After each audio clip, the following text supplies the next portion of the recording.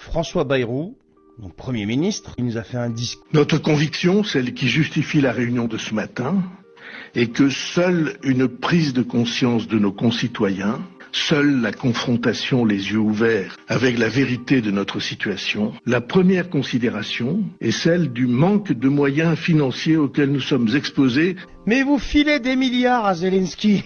Mais écoutez ce qu'il vous demande, ce mec. Il est en train de vous préparer à un matraquage fiscal, mais sans précédent. On ne manque pas de moyens, on manque de courage. Vous manquez de courage. Il faut aller chercher l'argent qui est gaspillé. Si vous arrêtez ce gaspillage, mais ce gaspillage de 60 à 70 milliards par an, c'est ça, parce que l'effort que vous demandez de 40 milliards, mais c'est du bidon, vous les avez, ils sont devant vous, il faut juste aller les chercher. Mais non, mais c'est beaucoup plus facile d'aller taper sur les gens qui travaillent, parce qu'ils n'ont pas le choix que de payer, faire tout ça.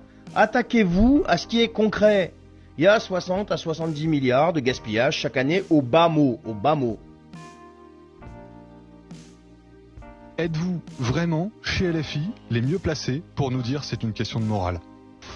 Vous nous dites que François Bayrou ment, que tout ça est impensable, etc. Vous avez dans vos rangs un député qui annonce avoir dealé, un député condamné pour violence volontaire, un député condamné pour violence conjugale, un député qui a été surpris en train d'acheter de la drogue de synthèse à un jeune mineur, un député qui menace d'autres parlementaires au sein de l'hémicycle.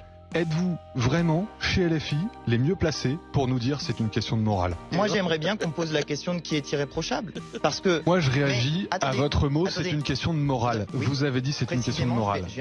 Vous êtes mal placé. Vous m'auriez dit c'est important et nous allons déposer un projet de loi, etc. J'aurais peut-être pu croire à votre bonne foi.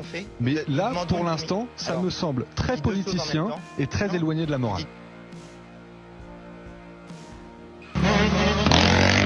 Des vidéos comme celle-ci, David en a plein son téléphone, filmé depuis sa propriété qu'il a acheté pour être au calme il y a une vingtaine d'années. Certains jours, avec les allers-retours, il compte près de 600 passages de motocross autour de sa maison. Et ils partent des cités qui sont au nord de Marseille, donc c'est juste derrière la colline. Et par la route, par la voirie, ils partent dans le massif de l'Étoile. Un massif forestier interdit à tout véhicule motorisé et classé Natura 2000. Pour protéger la biodiversité. Au-delà des nuisances sonores, les riverains dénoncent aussi le danger que représentent ces attroupements sur et en dehors des sentiers. D'abord, les habitants du quartier ont tenté de discuter avec ces jeunes en quête de sensations.